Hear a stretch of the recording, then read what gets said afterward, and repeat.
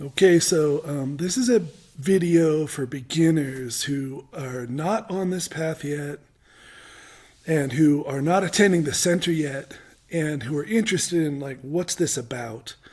And I've been asked to do a series of videos like this, so I'm going to do that.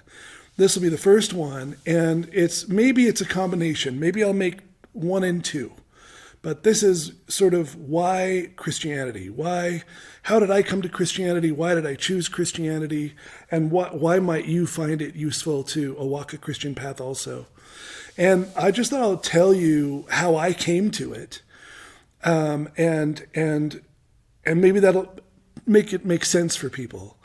So, and then also what kind of Christianity, because there's so many kinds of Christianity that people at the center, we're absolutely Christian, but everyone here has expressed maybe a tiny bit of sensitivity at admitting they're Christian in public.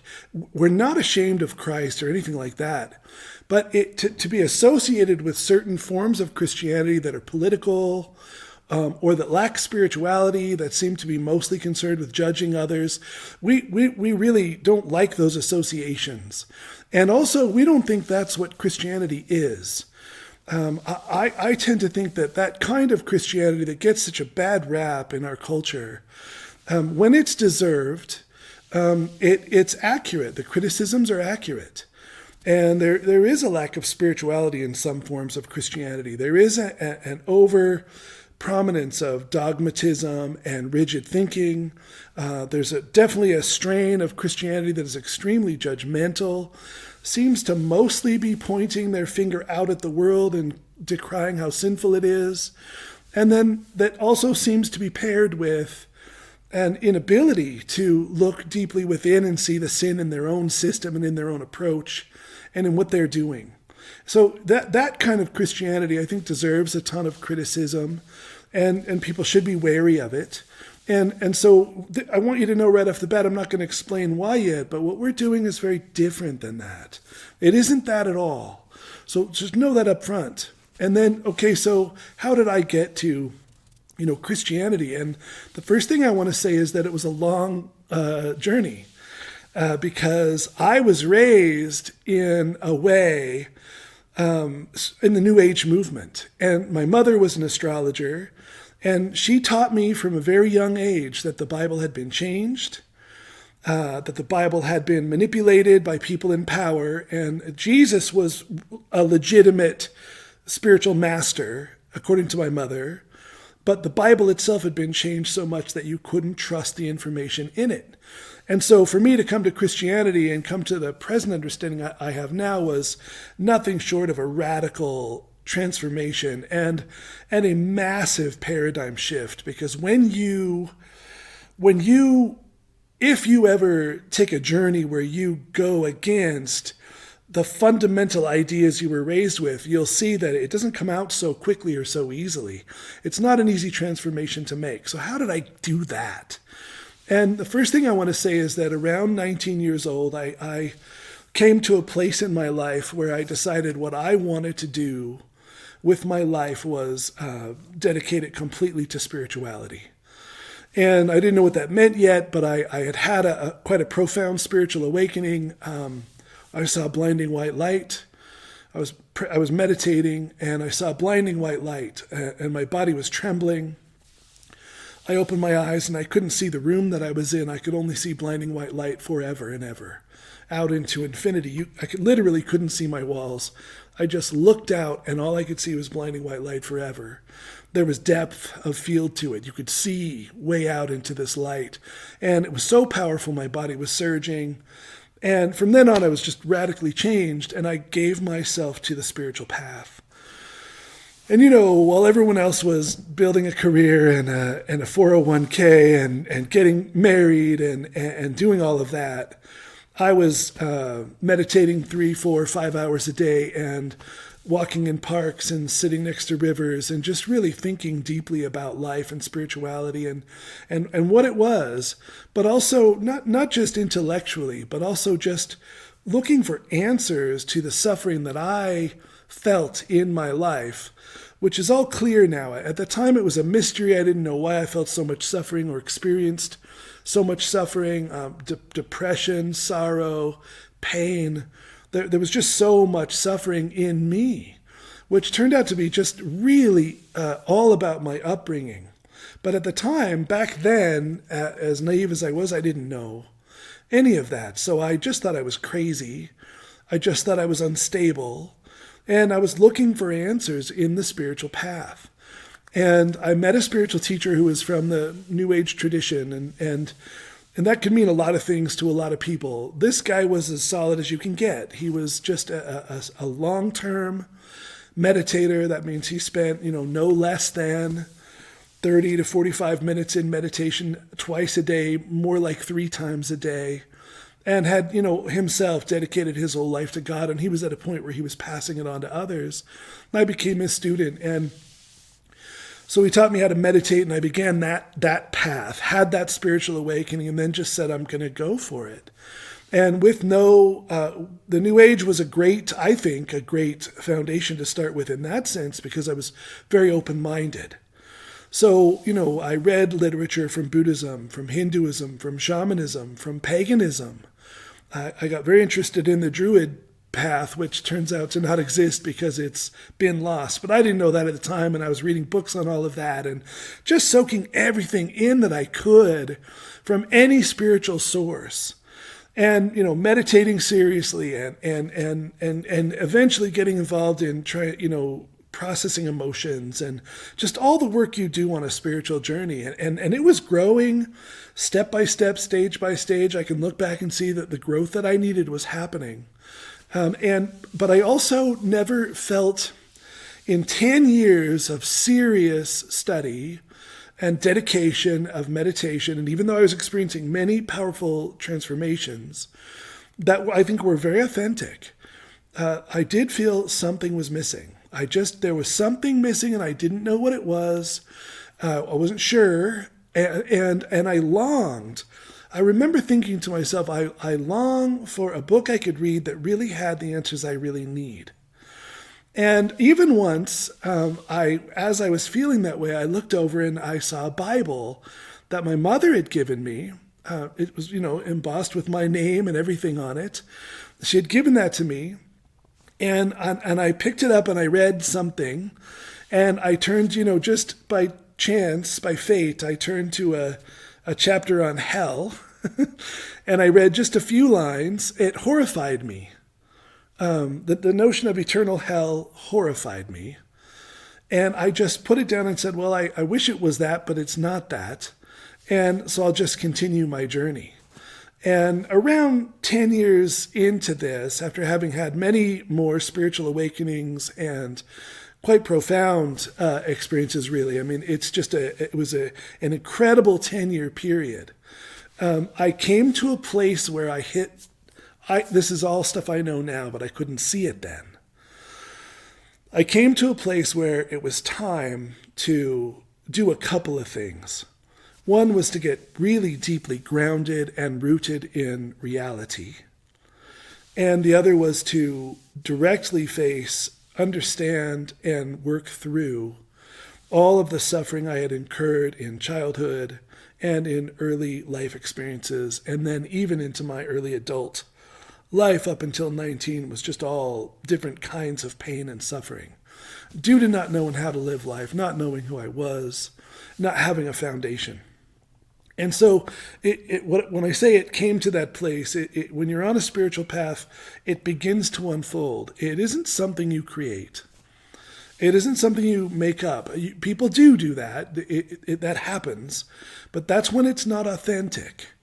People will read spirituality and then get ideas in their head about what that means, and then try to fabricate that reality that they've discerned by reading texts, and try to make that happen. And I view that as inauthentic spirituality. I don't think that's authentic spirituality. It's none of my business. I'm not going to judge anyone who's doing it.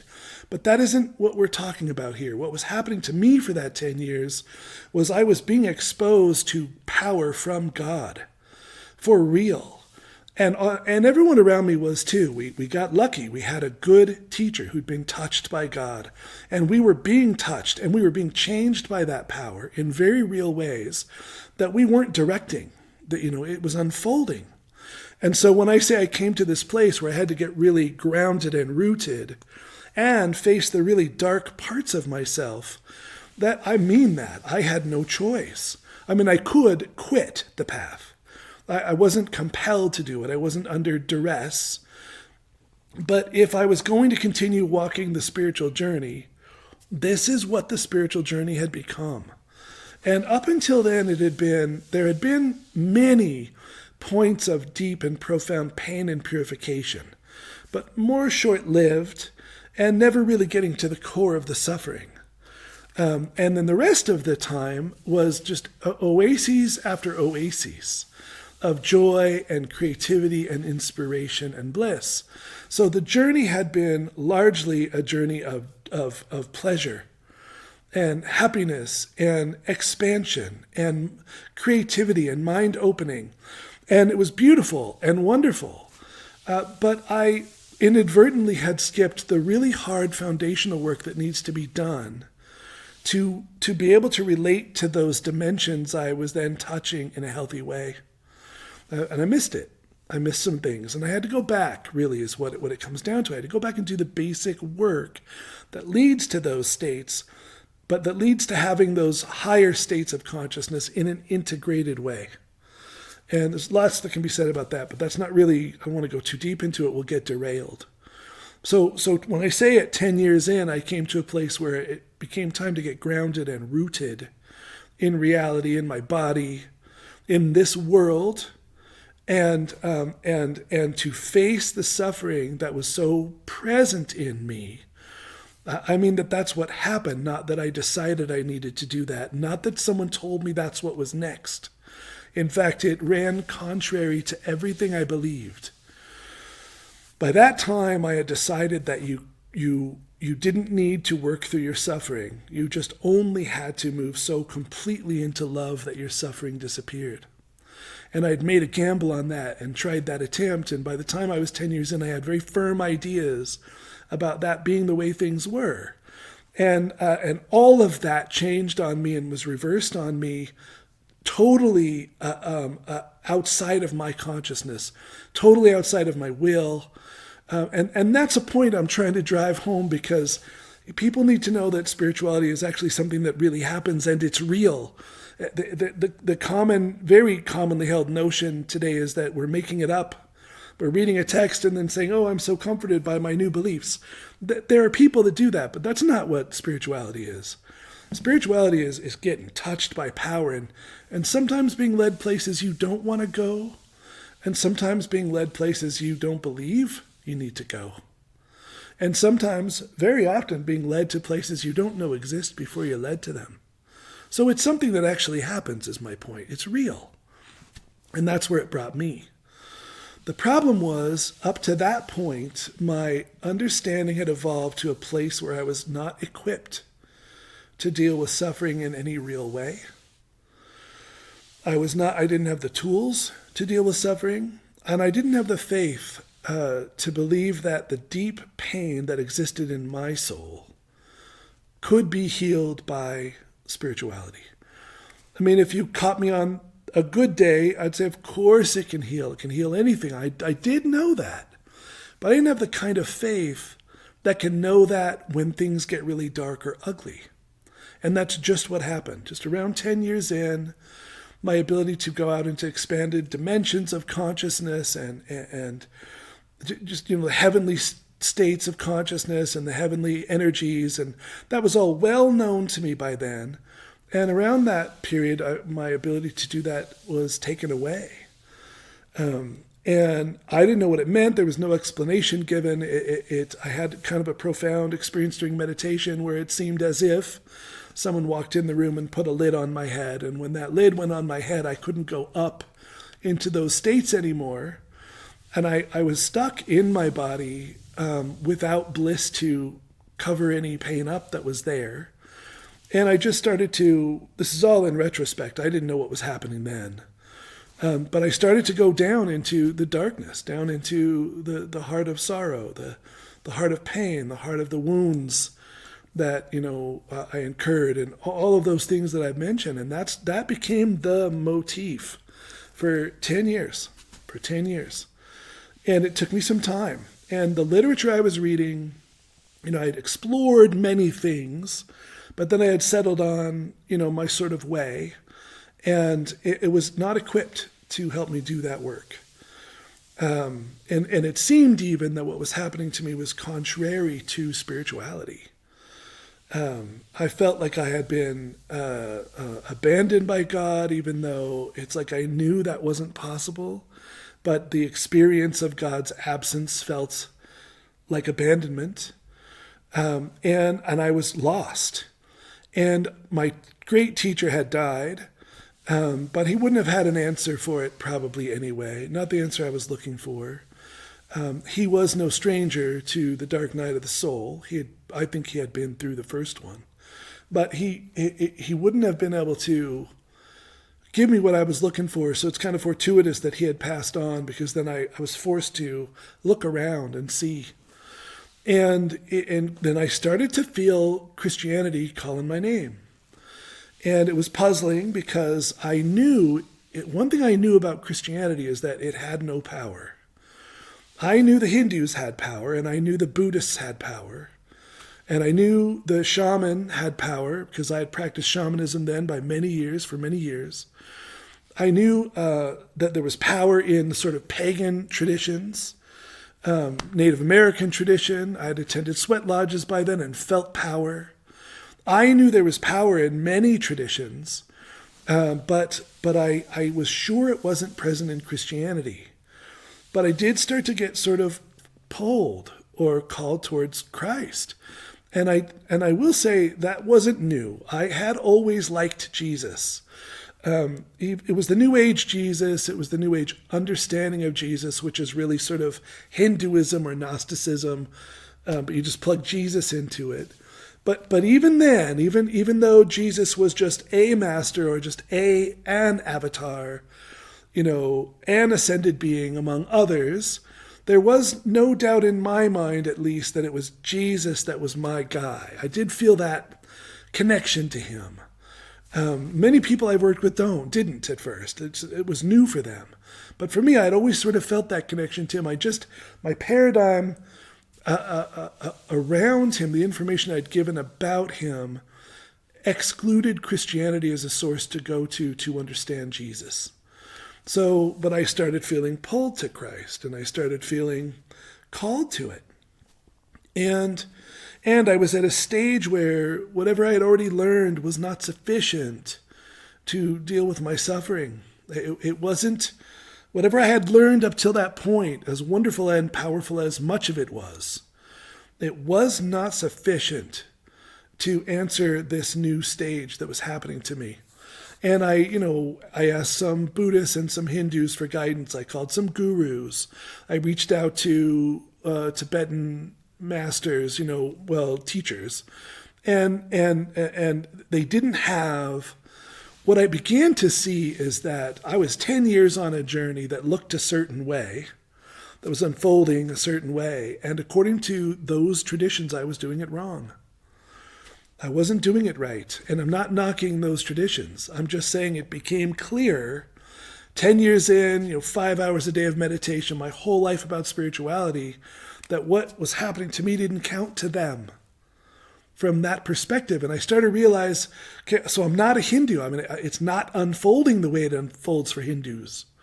And I'm not Buddhist, and I'm losing my ability to be a New Age person. Course in Miracles was something I was reading, and that began to just feel so hollow and empty and seem untrue to me and even dangerous in some ways. But it seemed to be pushing me away from reality and making me blind to what is really happening. And that felt great when I wanted to avoid suffering and go into bliss. But it wasn't particularly useful at all for directly facing suffering. It seemed contrary to it, in fact. So I just started to look around, and it was Christianity that kept calling me, but it took me way too long to look into that tradition because I knew in my bones it was the one tradition that was empty. I looked into Kabbalah from the Jewish tradition. I worked with a Sufi from the Islamic tradition, the mystical branch of Islam. I just looked everywhere, and it was Jesus calling me to Christianity, but I couldn't conceive of that in my paradigm, so I couldn't go there. But eventually I did start going there, and it started with just someone I met that had been in the New Age, that had found Christ also, and was deeply entrenched in Christ, and we started talking. But where it really flowered for me is when I began to read literature from the monastic traditions. And here's where I'll just kind of explain sort of what this might explain what we're doing at the center better than anything else I could say, which is so Jesus was a spiritual master. He wasn't just a religious leader. He was a master of spirituality. He had perfect union with God. I won't get into his identity with God yet, but we are traditionally Christian here. But he was a human being. That's half the truth of him. I don't want to get in trouble with Christians watching this, but I'm just trying to come from a certain angle to make a point. He knew what he was talking about, is what I'm trying to say. He had found freedom from human suffering. He had found the solution to human suffering. He was a master of the spiritual life. He knew the way, and I was getting called to him. And the book that could tell me the most about him, the New Testament, the collection of books, the New Testament, was outside of my paradigm of possibility as a source that was useful. But I began to open my mind. Spiritualities will force you to go beyond your paradigm if you're very often, especially if you're called to be a part of what's new coming on the planet. It's not easy to stay entrenched in one thing forever without having your mind opened by God if you're really going to God. That's my experience. And so I got drawn to Christ, and I started, and what I started reading, the thing that changed everything for me was discovering that Jesus was this spiritual master. It wasn't just a religious leader in the way I viewed him before. He was a spiritual master, and he had produced disciples that were also spiritual masters, and that they had produced disciples that were masters, and they had produced disciples that were masters, and that for the first 300 years of Christianity, all it was a system of student and disciple relationships. Right? It's student and master, student and teacher relationships. So somebody spent time with Jesus and was transformed by that profoundly, and they were passing that transformation on to others. They were passing it on to others. And the first 300 years of Christianity was an almost uninterrupted path of it just being passed down from person to person on the root ground level. And Christianity at that time was unencumbered by any political power. In fact, they were politically persecuted. So, that's great too, in a way, because it kept, it kept people who might be Christian just because everyone else is Christian from becoming Christian. It kept people from becoming Christian because at church you can network and meet others and have great business opportunities. But it's good for the kids. I may not believe it, but it's good for the children. There's community. That didn't exist in the first 300 years of Christianity. What there was intense persecution, even sometimes death, as a penalty for being Christian. And what that meant was that it drew only the most sincere. The people who believed it for what it was, who did it for what it was. And then when Rome made Christianity the state religion, then I think that's when a split happened in Christianity. And some of that was lost because now you have, however many Christians were so sincere at that time and really doing it and being changed powerfully by God and really meaning it. And now all of a sudden, just artificially, everyone in the state is Christian, whether they are Christian or not. And now you need priests for all of them. But you don't have enough saints to go do that. So you got to take people that aren't quite ready to do it. And then they're passing on their blindness to others.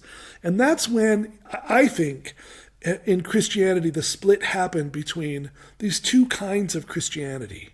One that is deeply prayerful, that is about genuine transformation, by people who want that as a part of their life for real, not as an accident or an external supplement to life, but who want that as the primary thing in their life, which is what Jesus wanted people to do with it. It's what he's taught.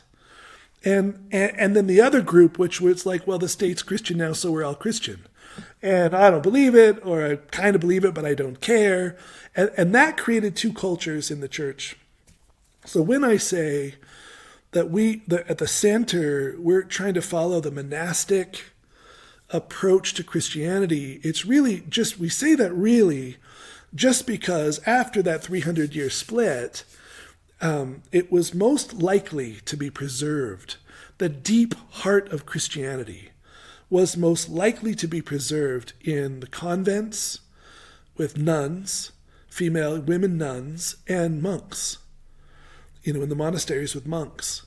And that's where you find the richest literature that has maintained the deep spiritual path of Christianity and passed it on generation to generation to today.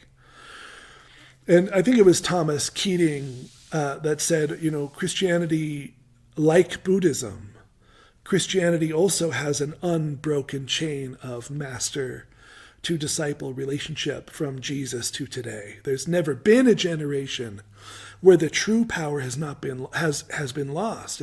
There was never a loss. There could be corrupt priests, bishops, popes, the laity. That all happened, and you can read the history of the church, and it's sordid, lengthy, and diverse. The ridiculous sin that's involved in the church itself. We know that. I know that. But never has there been a generation where there hasn't also been saints being produced who experience the kind of union with a personal God that Jesus taught about and passed on. The kind of relationship with God that can heal childhood trauma.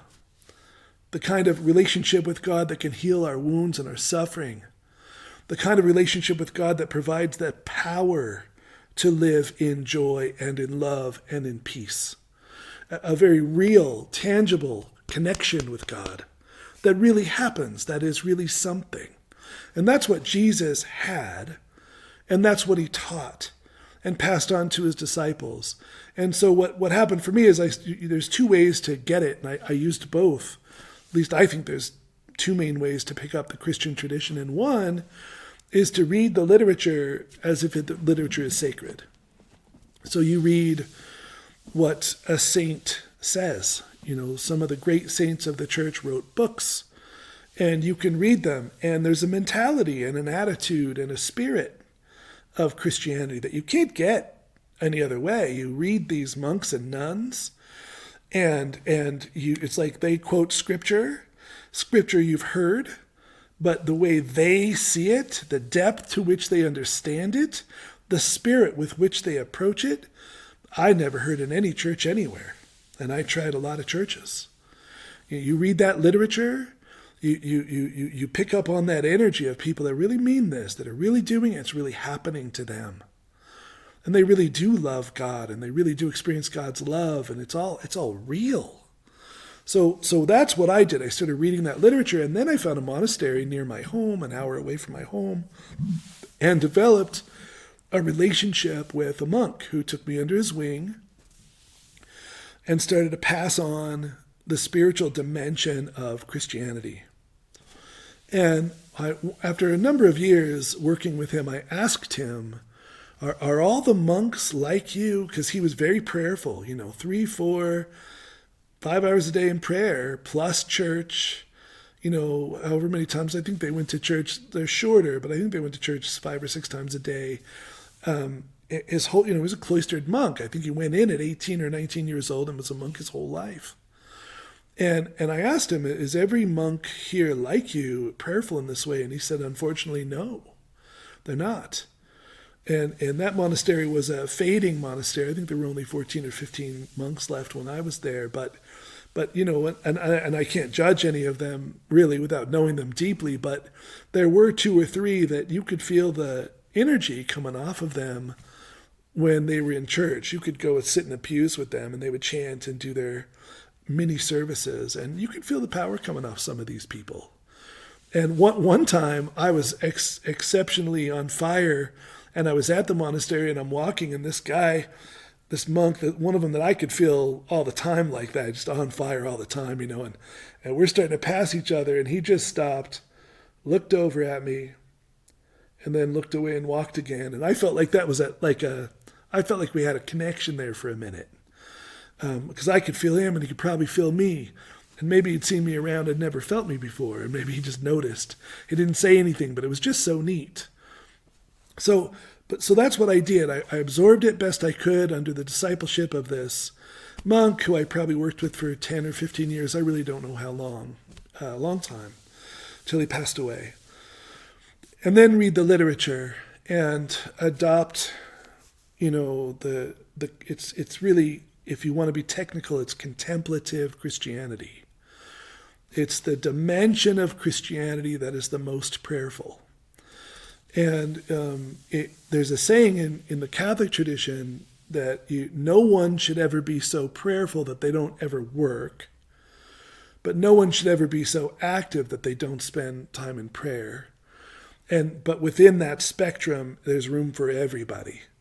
And this would be the more meditative, prayerful side. It's towards the other end of the spectrum that is more prayerful. It's people that are interested in God for God's sake. And people that are definitely interested in life. I'm married and I have a child and I have a home and to mow the lawn and paint and all that kind of stuff. So that's all, part of the busy life, the active life is my life. But everyone who comes to the center is also chosen the contemplative life, to walk a deep, truly rich spiritual life, pass it on to our children, and grow in it as a way of life for the rest of our lives. So if you're like, well, what kind of Christianity is this? Well, it isn't Catholic and it isn't Orthodox. That's the other tradition that is powerful in this way.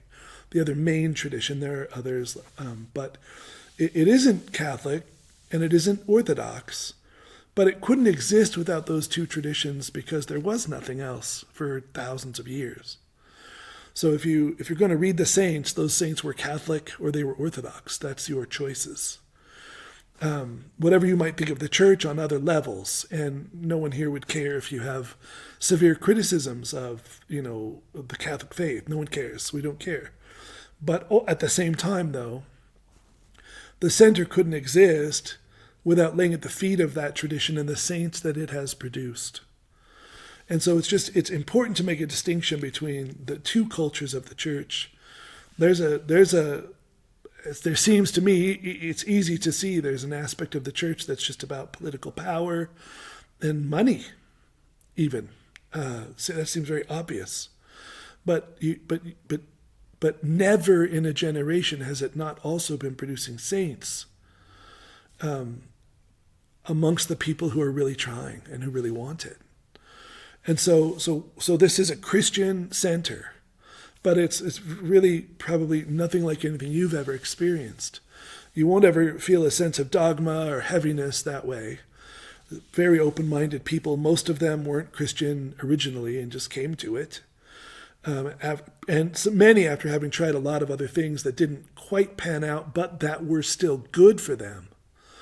And also just a culture of people that are actually saying, yes, I will live this life and I'll go to work and I'll get married and I'll have children. I'm going to do all the things you do, but I'm going to let that be brought into the context of the sacred. So I want to have sacred marriage. I want to have a sacred relationship with my child.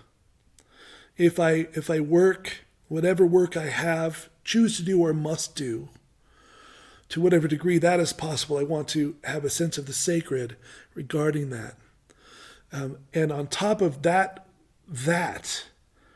which is my spiritual life, especially marriage and children, family, that's spirituality. But on top of that, I want to have, before all of that, and more important than all of that, a one-on-one personal relationship with God through Christ, who brings it to us not based on merit. I guess that would be the for me, coming from the New Age, which was all karmic based, either Hindu or Buddhist, it didn't matter. There was karma, and there was, if you experienced some kind of suffering in this life, it was just because of your karma from the last life. And your karma was playing itself out. And I believe that utterly and totally from childhood. I had no other paradigm from childhood.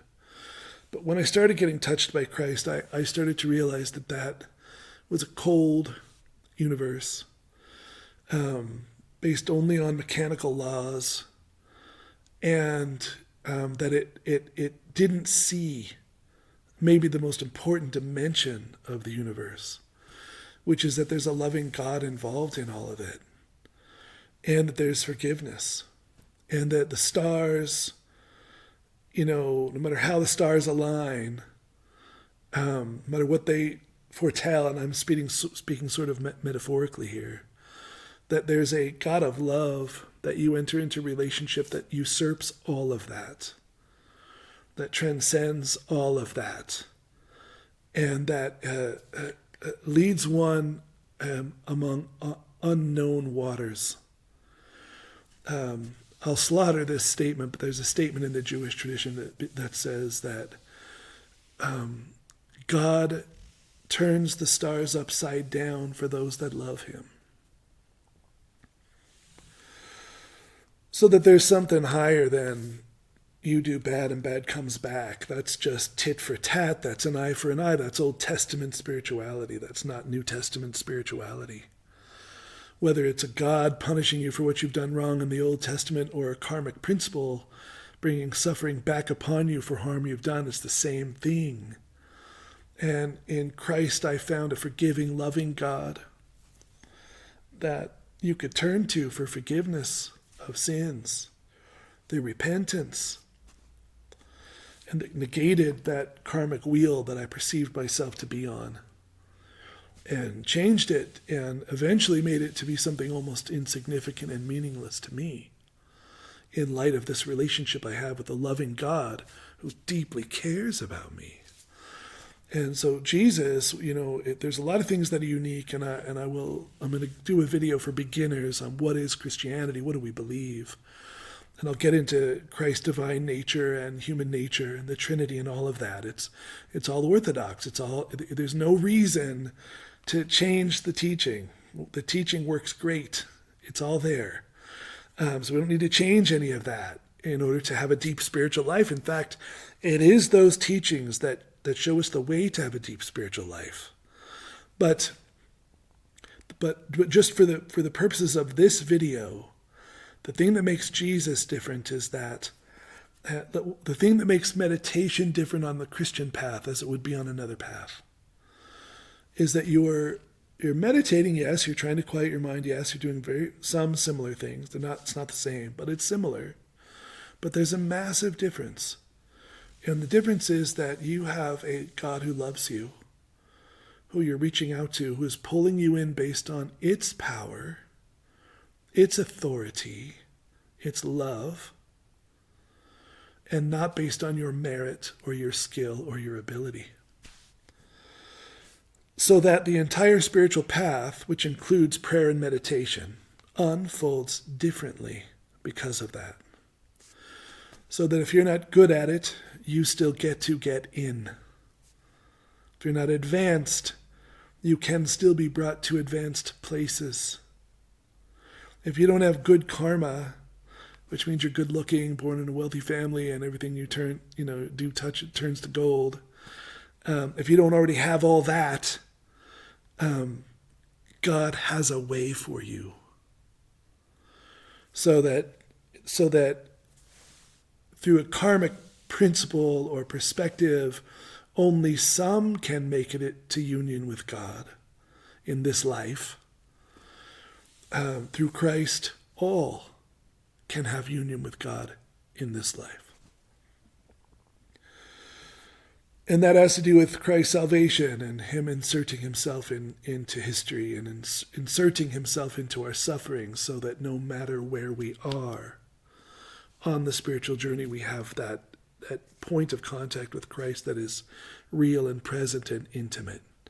And then everything Jesus taught, it's the means by which we orient ourselves towards receiving this gift, this free gift of salvation from Christ, a free gift of love.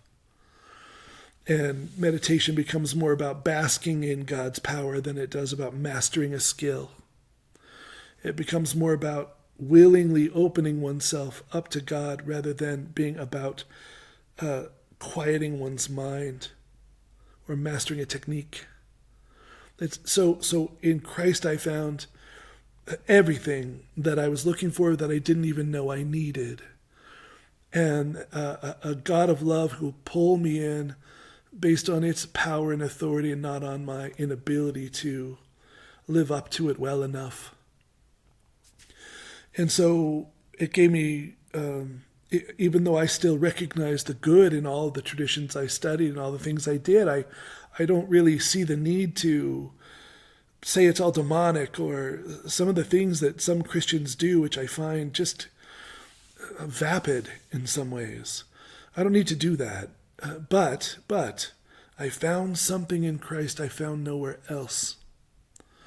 And it's a deep, deep safety and comfort from knowing that your entire journey is held in a God who loves you. It's not a universe that you're opening to. It's not just a force. It's a force that loves, and a force that knows, and a force that is powerful. So that's why Christianity, I hope that maybe helps people see maybe why you would choose Christianity, this form of Christianity at least, that has got its priorities straight and just made it about growing spiritually, growing in love, and getting closer to God and being transformed by God into better human beings over time. Why you might choose this journey and this path, how I got to it. And I hope you can see that it's probably different than what you might generally associate with Christianity as being. Okay, that's this video. Thanks for watching, and I'll make a series of videos for beginners, so be sure to check out the beginners playlist section, which will begin as soon as I upload this video.